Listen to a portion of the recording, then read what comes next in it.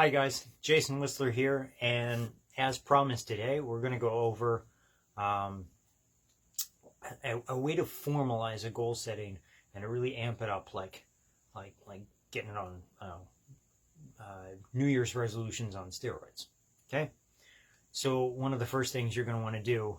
Now, I will explain both the traditional Japanese Tendai sort of method. It's not pure to that anymore. It's had some modifications to it, but I'll explain what we do in a more formalized version of it, and I'll explain what you can do at home on your own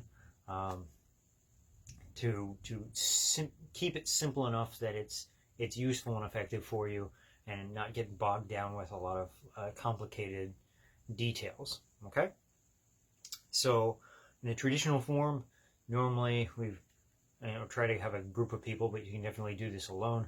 And you want to have a fire, so build a small fire outside, and then the materials that we use are a little bit of like a dry bean soup mix, some rice, and we usually have little small strips of wood, and on those small strips of wood we would have a empowerment symbol on it. So this is a very special piece of wood.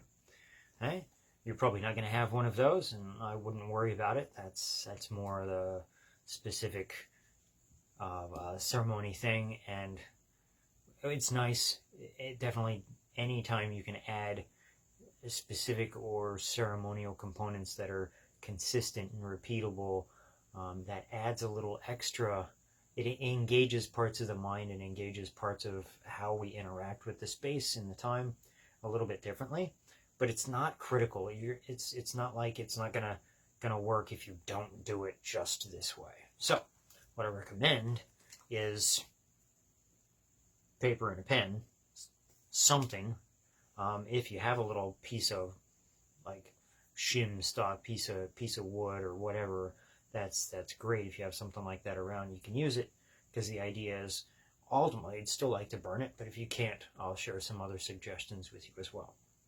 Okay, but the first thing you're going to do is you're going to write down your goal. You're going to write down what your challenge is, and it has to be done within this year. Okay, so you're going to write down very specifically, this is what I intend to do by this time. Okay, fairly straightforward, fairly simple, like writing any other goal. And then we're going to set this aside for a minute or two. All right. You get your, right now I'm assuming you're going to use a fire. Get your fire set up and going. Okay. Now, one of the things, the first thing you're going to do is you're going to pull out your paper and you're going to look at it.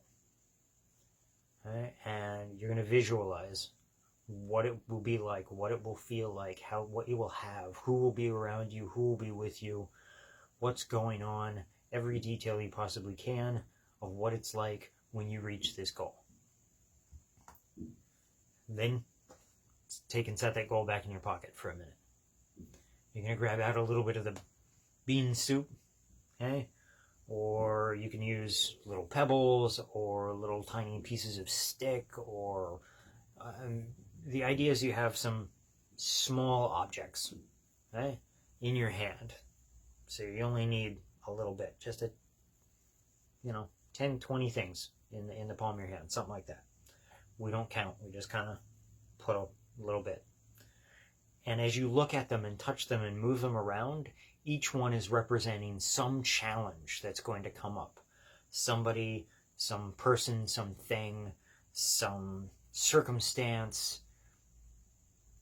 Stuff is going to come up, and these are all the things that may come up for you.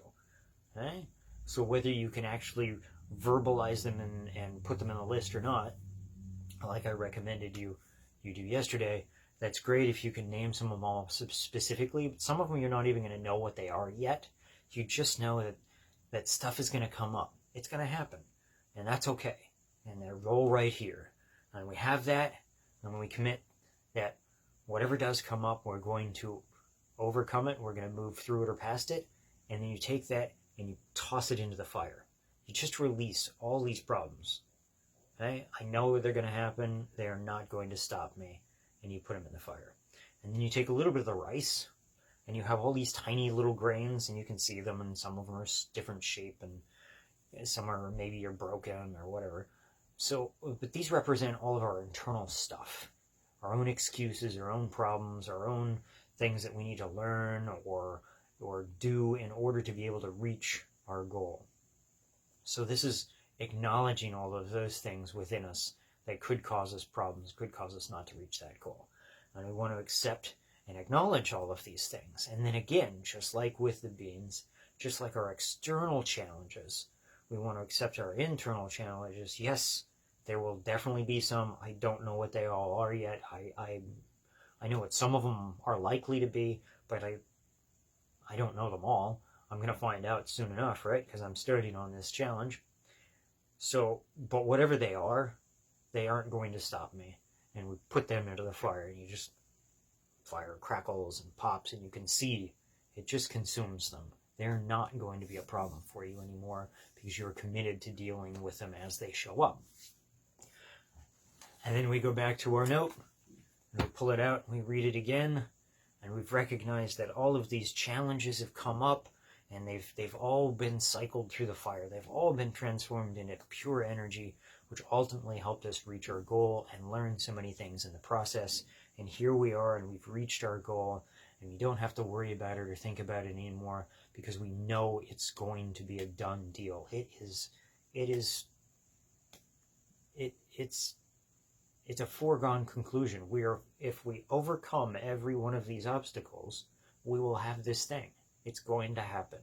So then you take that thing and you restate your commitment and you throw it into the fire.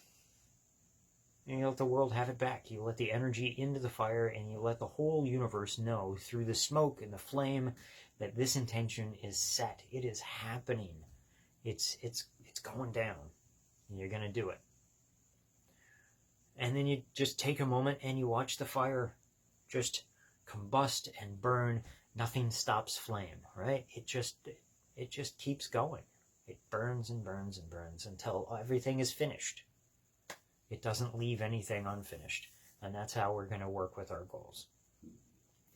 Now, if you don't have beans or rice or sticks to write on to throw in the fire, that's fine. Like I said, you can use paper. You could use little stones. You could use little sticks. Just something small that you can have that represent those little things, because we want to make them physical and we want to get them out of our head and into something tangible so that we can throw that into the fire. Now, if you're on a place where you can't have a fire, one of the ways you could do it, if you were, in a small apartment or whatever, and you really can't go out and build a big fire in your backyard, maybe you don't have a backyard, you could put everything onto little strips of paper. You could actually write out some of the things that you recognize could come up, and you could just add some extra strips of paper. I mean, literally just take and write them down, and then just make these little strips, and then you have all of these little strips to look at, and you can even fold them or crinkle them up so they have different shape, and then you put them into some fireproof, heat-proof kind of a container. You walk out onto your patio quick, or with a candle, and you could just toast each one of these things. So it's the same process where we've acknowledged whatever the challenge was, and then we're adding it to the fire. And if you really can't have a fire, you could bury these, put them, give them to the earth, get rid of them that way. If you're going to do that, I'd recommend using something like little pebbles or little stones and sticks and things that maybe you're not, throwing things that don't decompose or break down as well. Same thing, maybe you live near some water, a creek or a river. I have a river less than a quarter mile from here, so I could go over to the edge of the river there, and same idea, maybe, not a good time of year for burning too many dry leaves or something.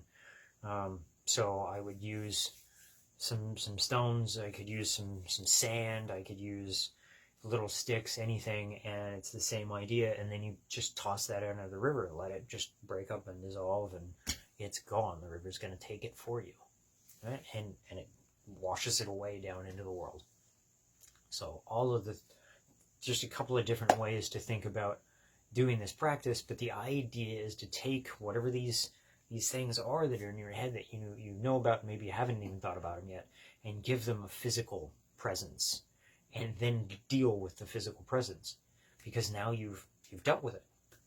Not only did you deal with it mentally, you dealt with it by voicing it or putting it into something, and then you dealt with it through your actions by, releasing it into a fire or into the river or back into the ground, right? So we're kind of tying together this sanmitsu, this thought, word, and deed. We're tying together our vision and our purpose, and we're tying together these creating these physical things and dealing with these things back into a goal setting platform or a ceremony where you can really just focus in the moment. That's what ceremony's for.